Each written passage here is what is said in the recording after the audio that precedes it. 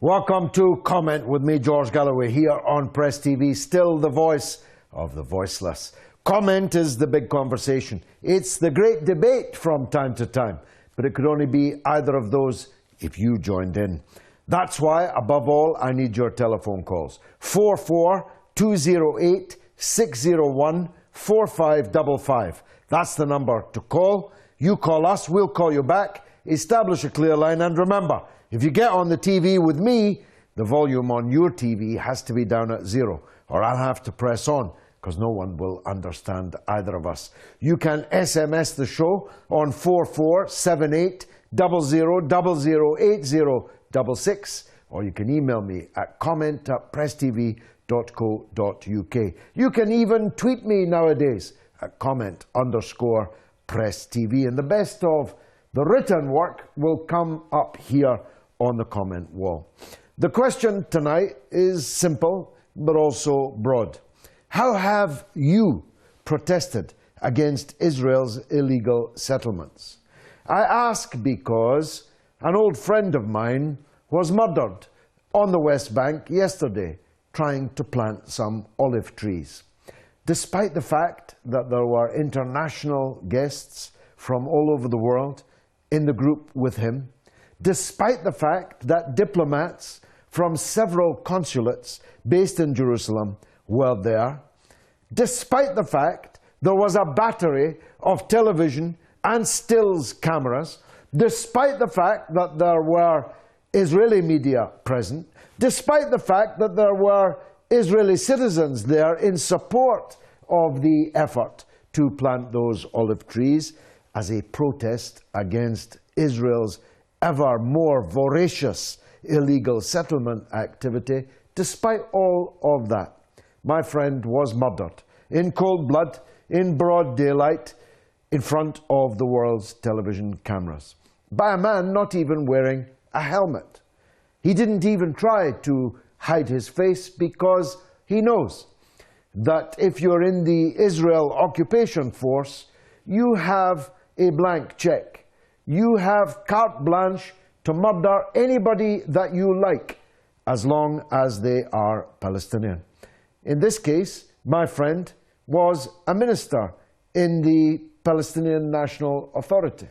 He was a member of parliament in the Palestine National Authority Parliament. He was a member of the Fatah Revolutionary Council, the governing body of the governing party, led by Abu Mazen, Mahmoud Abbas, the Prime Minister, if you like, of the PNA.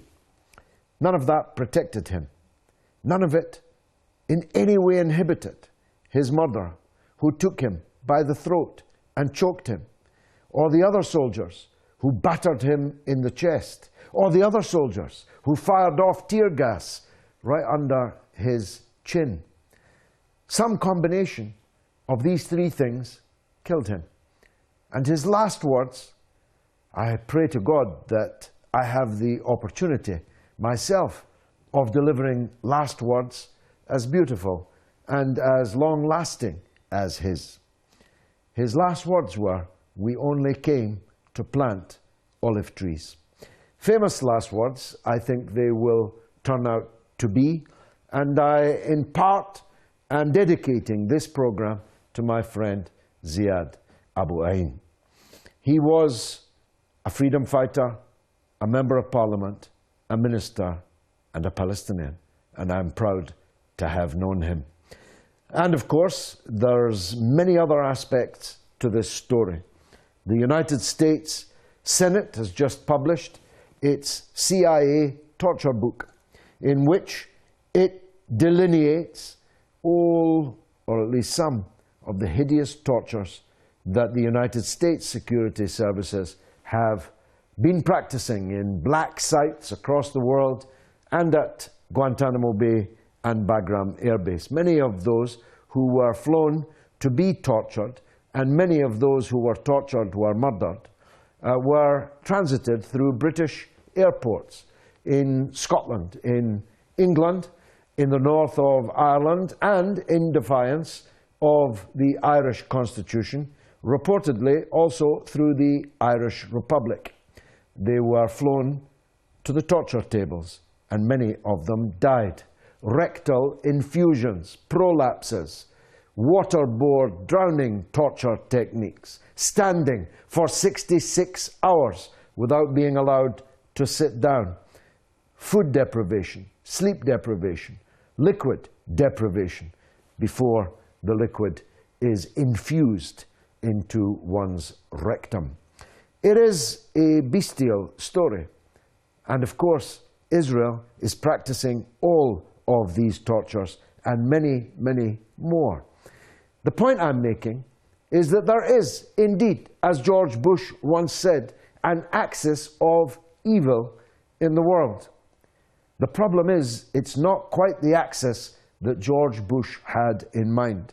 The axis of evil is the United States, Israel, and its allies in Europe, including the United Kingdom. I just ask you this question. If a Palestinian had murdered an Israeli government minister, would it be big in the news today? Would it be bigger than the news of my friend Ziad's murder, which as far as I can see, isn't even in the news at all? Now, here's a little personal and brief diversion. The person who attacked me and severely assaulted me, and another man, a Moroccan doctor, who tried to help me, was sentenced today to 16 months imprisonment. It was a middling sentence. Could have been considerably higher, but also could have been less. If a Muslim had attacked a pro-Israel MP for his political views on the streets of London in broad daylight, it would have been called a terrorist attack, and the Muslim extremist involved would now be in an orange jumpsuit somewhere. And every television bulletin would be leading on the sentencing of the pro-Israel MP's assailant. None of the television news is leading with the assault on me. 16 months he got, but here's the cherry on top of the icing on the cake. His barrister announced to the court, by way of mitigation, perchance, that the person who assaulted me, upon his release from prison, will be going to live in Israel.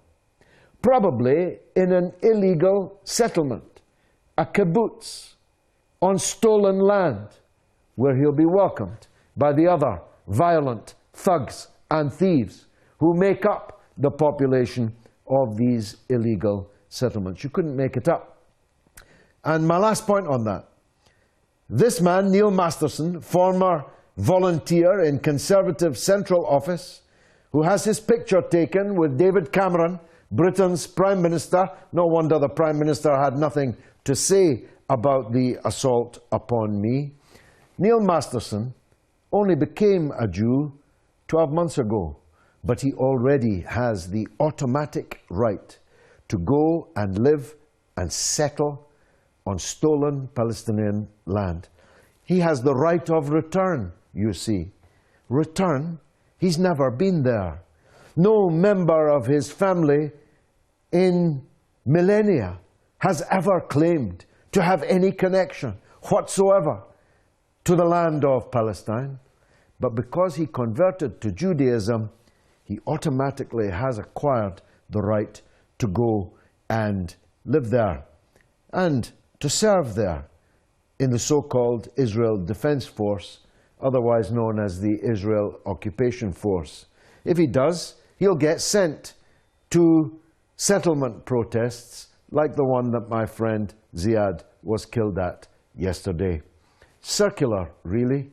Thuggery, thievery, Israel. It really is a circle. Let's take the first call. Jay in London. Jay, how have you protested against Israel's illegal settlements? Good evening, Mr. George Galloway. It's fantastic to have you, to see you. You're looking beautiful and wonderful. Thank you very much for being there. Thank you, by the grace of God. Thanks, Jay. What I want to say about Palestinian issue, people gradually are becoming aware that this is not just a Palestinian issue, but it has to be really drummed up quite severely, that this is not a Palestinian issue, but an issue for the entire world. Yeah. The reason I say this is because Palestine is a place where Israel at the moment is expanding into.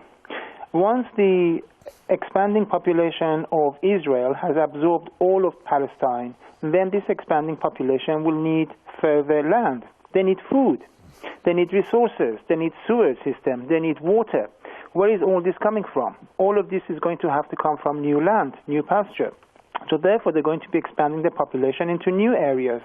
And these new areas is going to be absorbed also by the very same group of people who are at the moment have imprisoned 1 million Palestinians in an open prison camp in Palestine, in their own country. There is no airport, there is no way of exit. You have to have permission to exit the country, you have to have permission to enter. It's not a country, it's just a land, it's a prison. So we have to consider that Palestinians who in 1960s and 70s were doing acts of terrorism, they were doing it because they were shouting, please hear us, please hear what we're suffering. Now people understand what they're suffering, but majority of people still don't realize that this expanding terrorist country that is called Israel is in fact a threat to the entire world stability. What is happening in the Middle East is having a echoing effect all over the world, and everything that is happening is all concentrated, goes back to Israel. That's the point I'd like to make, and that is the point that people around the world need to understand and learn. Because once people realize that this is not something happening in the Middle East in a far away place, but is actually affecting their daily activities in Britain, in America, wherever they are, in Iran, whatever, then people gradually will understand that Israel is a threat to the entire global stability. I mean, Jay, I couldn't put it better than that, brilliantly, succinctly summarized. While you were talking, I caught for the first time a piece of video that was up on the wall. I saw a family of little children hysterically crying over the destruction of their family home. I saw 2 Israeli soldiers who were standing by. It was such a routine that they weren't even looking at it happening. They were just talking amongst themselves. This daily diet of house destruction, guaranteeing the bitter enmity, this daily diet of building more and more and more settlements, hundreds of thousands of illegal settlers on Palestinian land, this tear gassing, this shooting, this bombing of Palestinian civilians in the ancient city, the old holy city of Jerusalem. How long is it to be permitted to go on? And as you so brilliantly put, this is not on the moon. This is on the Mediterranean. This is happening in a state paid for by every person watching this in one way or another. It is the heart of the matter.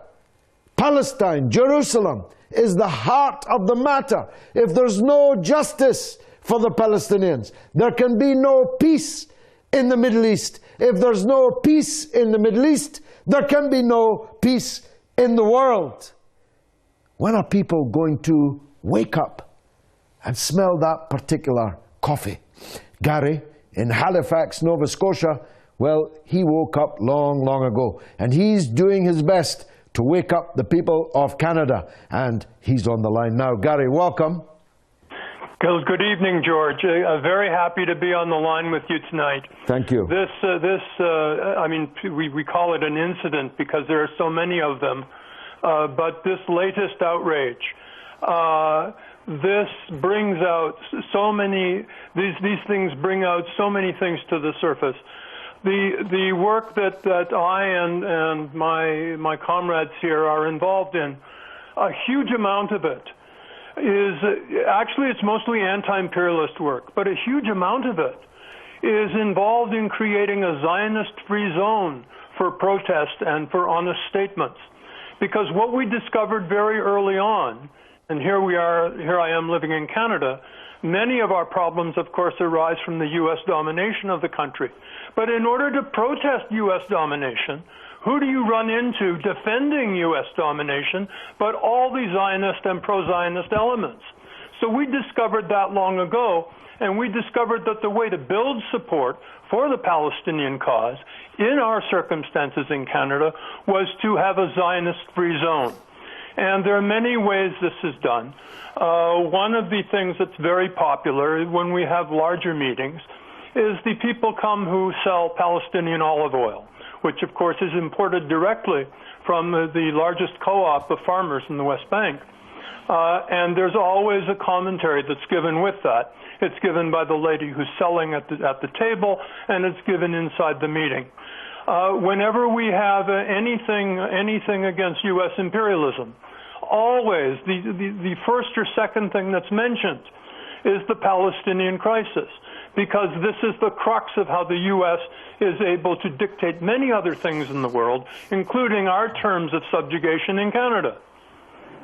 Well, Gary, I just want to update that report that you give in two respects. We've reached a situation where Canada was for a long time under US policy domination, but now Canada is worse than the United States in its attitude to this question. And secondly, whilst Israel is an imperialist possession, and we used to say that the tail can never wag the dog, in fact, the tail is wagging the dog in Washington big time. They have utterly defied the wishes of President Obama, and he's not been man enough to do anything about it. They are trying their best to drag the United States into war with Iran, for example. They are openly defying the United States government in the building of more and more illegal settlements, despite the declared prohibition on it by the United States. But the United States keeps on paying. And until they stop paying, there isn't going to be a change in Israel's attitude. Behruz is on the line in Nottingham. He's a wise man. Let me hear from him. Behruz, welcome. Hello, George. Thanks for the opportunity. I was just wondering, for myself, the things I've done to try and raise opposition pertaining to the current Israeli policies towards the Palestinians. I mean, I've helped organise various fundraisers for the Palestinian Solidarity Campaign. I've been actively involved in trying to lobby my local MP, as well as I've also, of course, been on the various protest marches and whatnot. I was just wondering if I could also ask you, I mean, you've just been speaking about the role of the Israeli lobbies and whatnot, and you were talking about the tail wagging the dog, so to speak. I was just wondering if you wouldn't mind, you were talking about the potential way to combat this and the various ways we can combat this. Do you think that there'd be, I was just wondering if you could just comment on the potential of setting up a pro-Palestinian lobbying group potentially to counter this balance at all, and I was just wondering if you wouldn't mind just discussing the various possibilities and potential of that particular idea. Well, of course, the Israel lobby is not a single lobby. Neither, of course, is it Jewish. In the United States, most of the people in the Israel lobby are not Jewish. In fact, most of them don't even like Jews. They are Christian fundamentalists, crazed fundamentalists who want to bring about Armageddon, want to bring about the end of the world so that Jesus can come back and kill all the Jews who don't agree to convert. That's their mindset. They don't like Jews, but they love Israel, and they love what it's doing to drag the world into cataclysmic final conflict. And in Britain, there's not so much need to have a Zionist lobby or an Israel lobby, because the overwhelming majority of the power in the state, in the political parties, in the Foreign Office, in the government, and in the mass media is already utterly Zionist, utterly pro-Israel. If you look at the BBC coverage, such as it was, of the killing of my friend, you would have thought that it was my friend who had killed them. You would have thought that the Palestinians trying to plant olive trees were somehow occupying Israel rather than the other way about. So there's no need for an Israel lobby as such, though of course there are many campaigning Zionist organizations. There's no possibility of making a Palestinian lobby as such, because it simply doesn't have the resources that would be required to compete. So we have to do it at ground level, popular level, people level, through Facebook, through Twitter, through programs like this and others on Press TV, on YouTube, in public meetings and demonstrations and rallies. And we turned out last summer in our hundreds of thousands in London and elsewhere in protest at the Israeli mass murder that was going on in Gaza. There are many campaigning organizations, some of them Islamic, some of them secular, some of them leftist, some of them not. There are many, and people can find them easily enough through Google. Thanks for the call. Michael is in Canada. Michael, welcome. Hello, Michael. Hi, George. Go ahead, sir. Yes, thank you for having me on, and thank you for everything that you've done. Thank you. Like Gary, I have to follow Gary. That's a tough act. But like Gary, we also purchased the Palestinian olive oil. It's called Zaytoun. It's available here in Canada. Yeah. That's one thing. But I just wanted to let your viewers know that there's actually an app for their smartphones. So many people have smartphones where they can boycott whatever they choose to. So including boycotting Israel. There's a lot of products in the grocery store that are in one way or another. A lot. Every individual, Michael, can join this campaign without signing a form. They just don't buy anything that comes from Israel. It's necessary. It's the least we could do. There's not really much we can do, but I think that sort of thing is the least we can do. Yeah. And we can boycott the leading international, multinational companies that are actively involved in supporting Israel, some of them making money in the illegally occupied territories. Some of them, during the war in Gaza in the summer, Garnier, for example, sent cases and cases of beauty products for the Israeli women soldiers who were killing Palestinian children in Gaza. So I say, back the boycott of Garnier. Look at other products that are on sale in illegally occupied Palestine and stay away from them.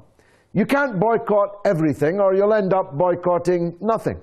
But there are many campaigns out there that are identifying the leading products that one should boycott to make the maximum impact. And then, of course, Michael, in North America, there's a huge campaign for divestment. And campus after campus in the United States are voting to withdraw their universities' funds from investment in companies that are profiting from the misery of the Palestinian people. I don't know how that's going in Canada. I do know that Mr. Harper, the Prime Minister, is trying to make such campaigns illegal. How's he doing with that? I don't know how he's doing with that, but I have heard the same thing. And I also wanted to mention one more thing, sort of, is alternative currencies, like cryptocurrency. Bitcoin, you may have heard of by now. It's the next level is banking, you know, above the corporations, or it's all sort of one big mafia or something, you know. Well, I'm well aware of Max Kaiser has tutored me well in the benefits of Bitcoin. I'm not myself entirely persuaded yet, though I'm moving a little bit along that road. Michael in Canada, thanks very much for that. I have to take a very short break, just for 3 minutes, for a brief news bulletin. We're discussing Israel, Zionism, settlement, and the killing of those who oppose them. I'll be back, God willing, in just 3 minutes' time. So don't go away. Stay tuned to Press TV for the second half of Comment, coming up right after this.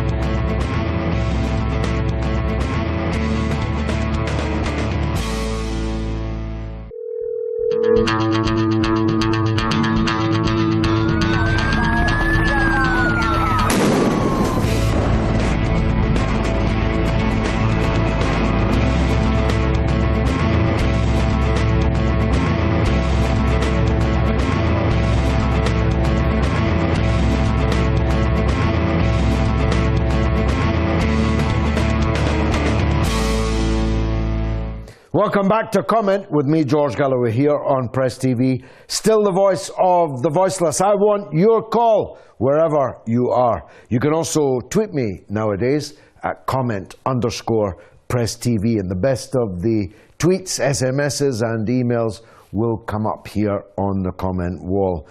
And I'm also doing this hashtag Ask Galloway.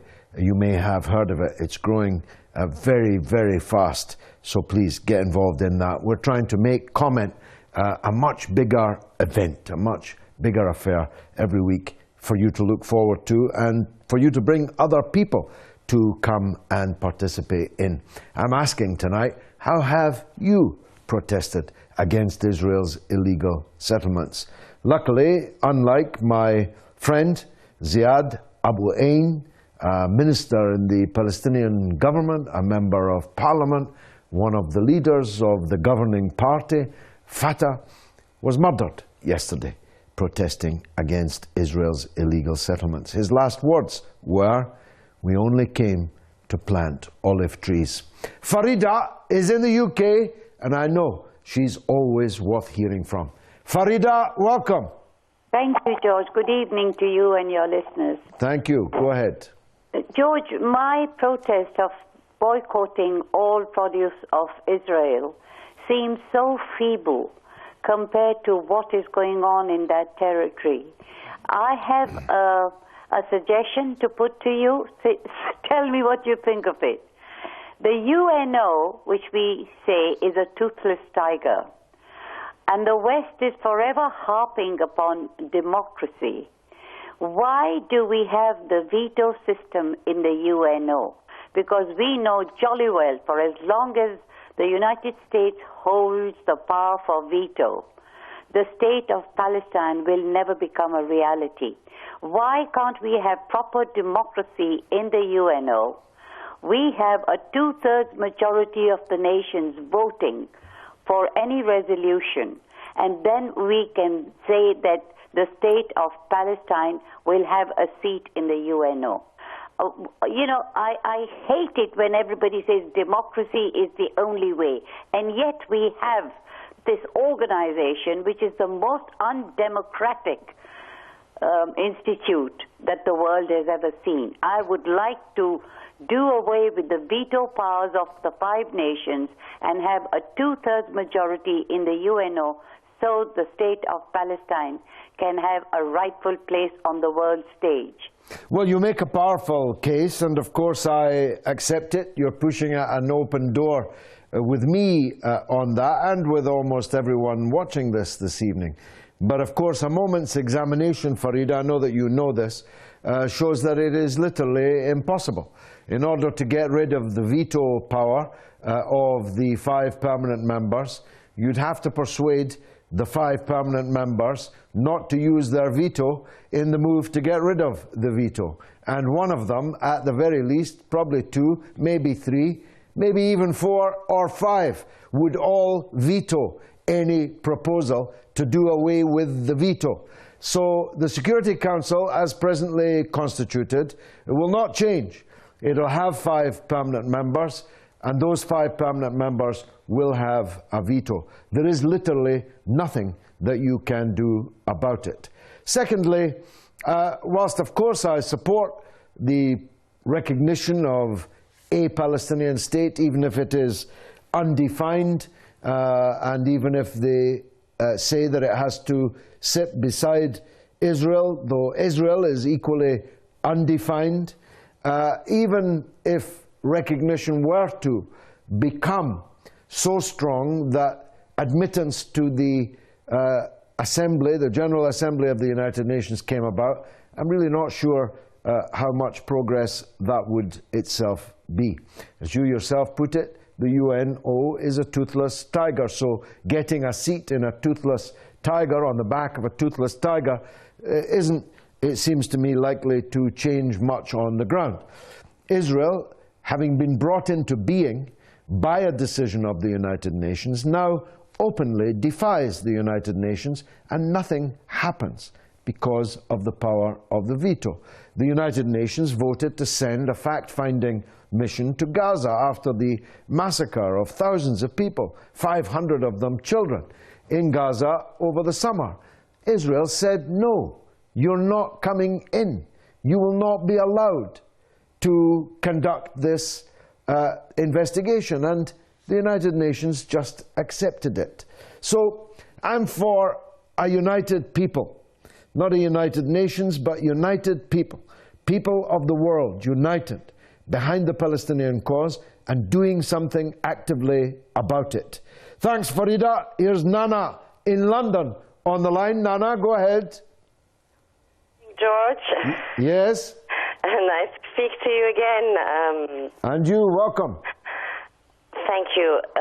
Before fixing anything, you know, we should fix the source of the problem. We should look at the representatives of the powerful Western Bloc, the so-called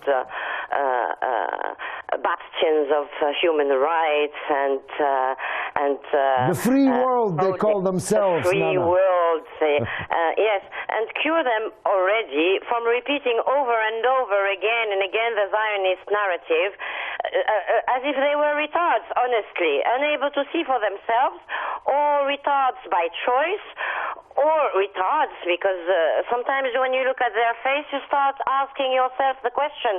You see, from Ban Ki-moon to Ashton to Holland to the Saudis, they barely can speak really, you know. It's only repeating, echoing the Zionist narrative, like as if they were not able to see the other half of the story. Yeah. Well, brilliantly put. So the fact that this Zionist octopus has sent this future settler thug to break your jaw so you can't speak anymore is the proof that the whole world is a big Palestine, occupied with violence, expecting every voice for truth, and checkpoints everywhere, using the Zionist-made scanners ordered by Zionist-controlled governments. After that, the Zionist scare campaigns and promoted by the Zionist-controlled mainstream media. Well, it's not that the Zionists control the media. The Zionists are the media. The BBC is utterly Zionist. The newspapers, none of which, by the way, are owned by Jews, are utterly Zionist. They all automatically, as a default position, support Zionism. And partly that's about racism, because the Israelis look a bit more like us, sound a bit more like us, and the Palestinian has been successfully painted or portrayed as the other, as somehow alien, different from us. Some of it is because Israel historically has played the role of an asset of the imperialist camp, of which we are historically one of the central members. But Nana, there is no substitute for this. Trust me, if there was, I would have found it by now. I have been in politics for well over 40 years. There's no substitute for this. Hand-to-hand intellectual, political, campaigning combat. Hand-to-hand. We have to fight their narrative everywhere, with everyone.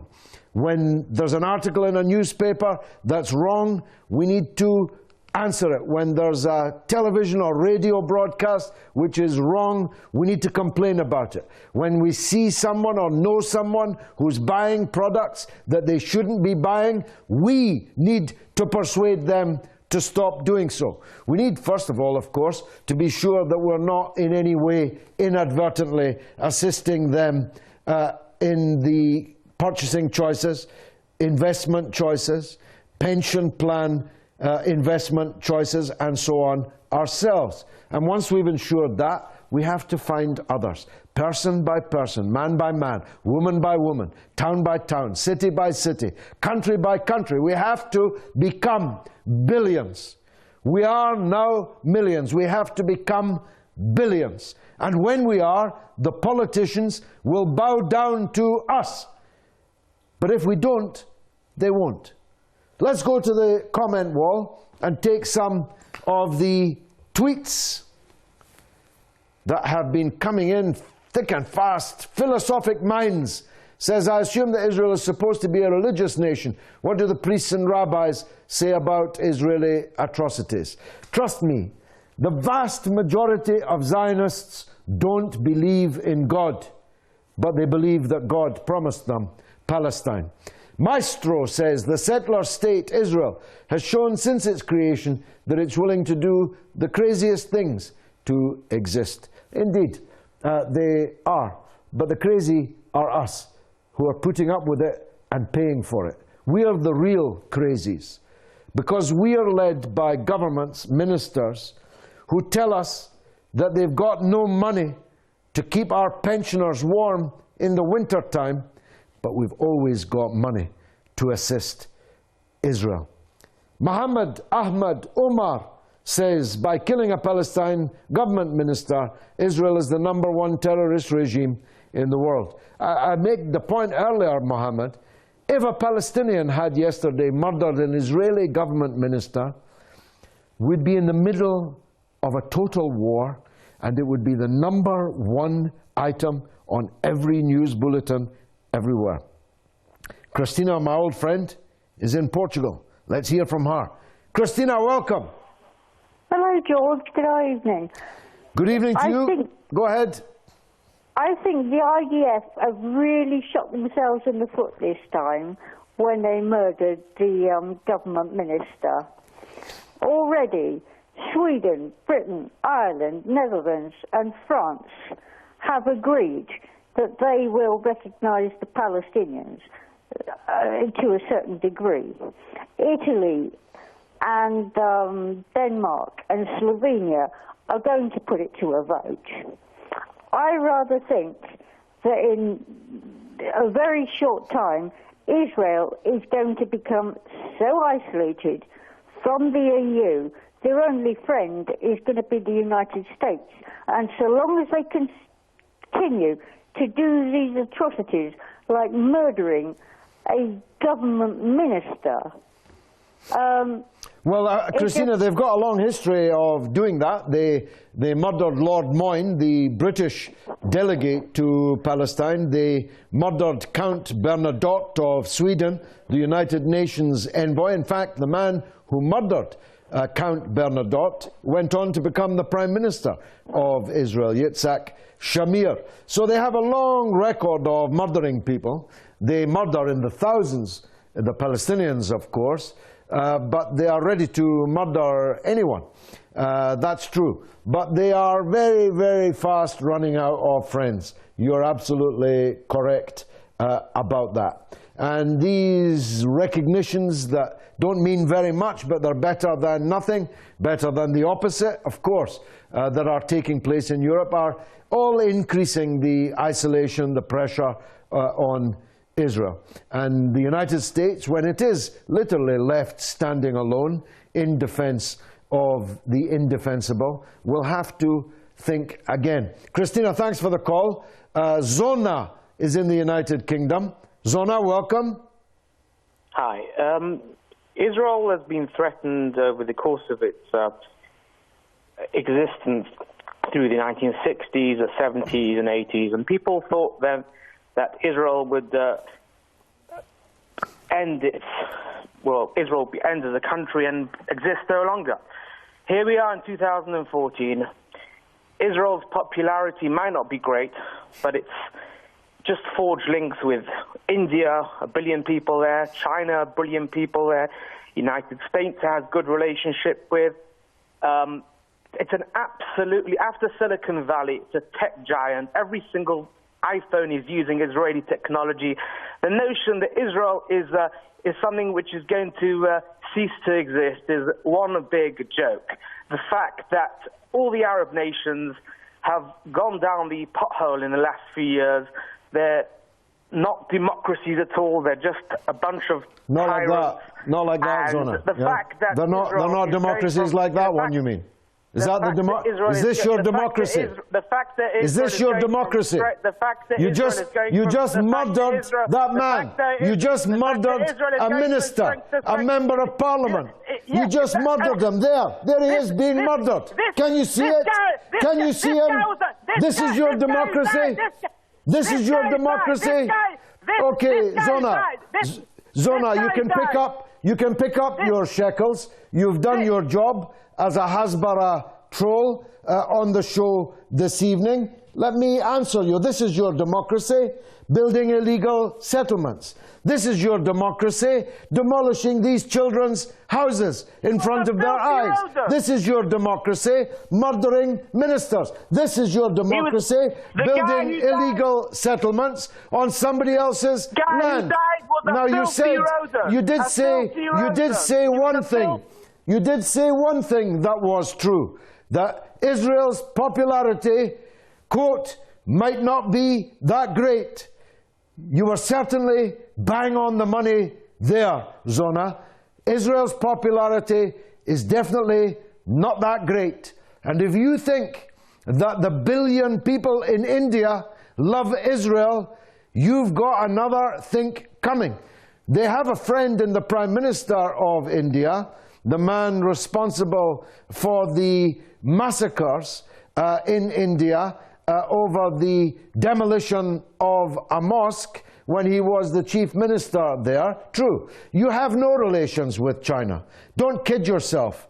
Don't kid yourself for 1 minute that the Chinese government and people have anything that they want to be doing with you. The technology comes because Jewish people are very smart, very industrious, and I take my hat off to them. But they didn't invent things because they were Israelis. They invented them because they were clever and inventive people. And Jewish people historically have always been historically clever and inventive people. And that's the tragedy, you see, that a people of Einstein, of Marx, of Bernstein, of the greatest geniuses, Albert Einstein, the greatest genius in human history, that these people, these Jewish people, have been led astray by Zionism to the point that they're, quote, not that popular in the world, is a very big tragedy. Now, trust me on this one. The people in Silicon Valley, they may or may not ever have been in occupied Palestine, but they're not going to stop inventing and selling their inventions. Don't think they're going to declare a boycott against us. They're not. So, Zona, you did your duty. I'm glad that you did. You got my blood boiling. I suspect all around the world you've got the viewership's blood boiling, and you just made the Israel you love that bit less popular. So thanks for that. Badri is on the line in Canada. Badri, go ahead. Badri. We last met in Calgary and we talked to each other. You look healthy and strong now, you know. Go ahead, sir. Yes, George, I'm just saying that we met last in Calgary. Oh, yes, in Calgary. Yes, yes, yes. On a very cold and snowy night. Yeah, and you still look healthy and strong, you know. By the grace of God. Thank you very much, Badri. Yeah, so my protest is mostly with a word of mouth, you know. It really works. It's very effective. But the thing in Canada I find is that most of the people are not aware, because the news media which they see is mostly in favor of Israel. So I try to tell them that just watch Press TV and see the fairness, you know, that what is, and one of the person was so shocked. He says, so much I learned from Press TV that I never used to get these news from this national and global, these local newspapers and media. Well, that's right, Badri. Yeah. Because I've been in politics so long, I remember the days when propaganda for us was turning a handle on a cyclo-style machine and producing a soaking wet piece of A4 paper that you then went out onto the street and handed out.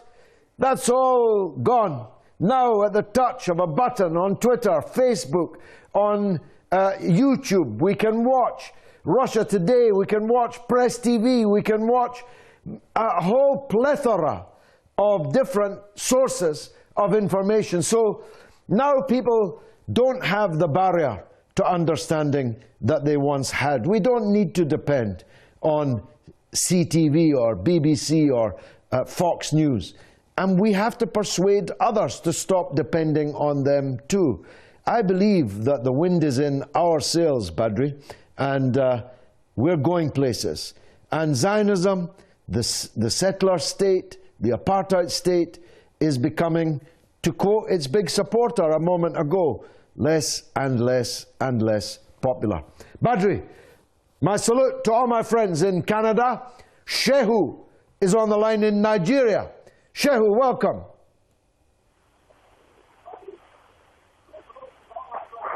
Go on, Shehu.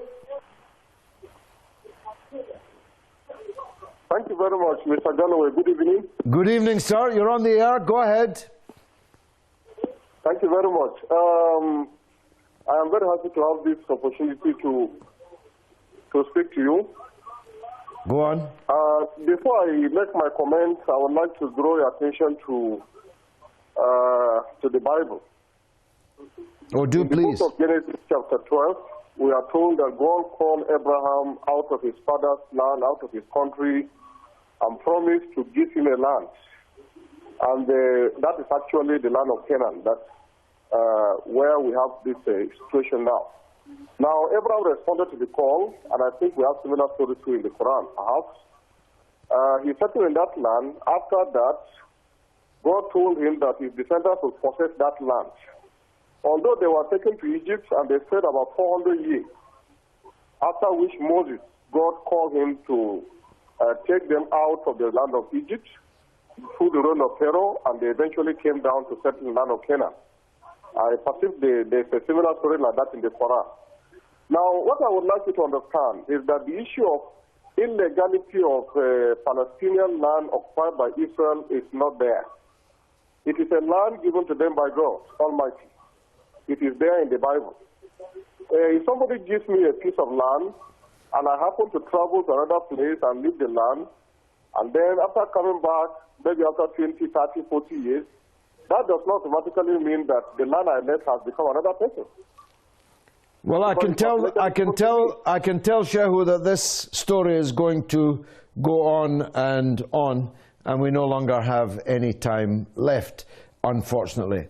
Let me just say that God is not an estate agent, and the Bible was written by men, and it was written by men, and it contains stories that aren't yet, all of them, entirely stood up, as Israeli scholars are quickly finding out. It's been marvellous.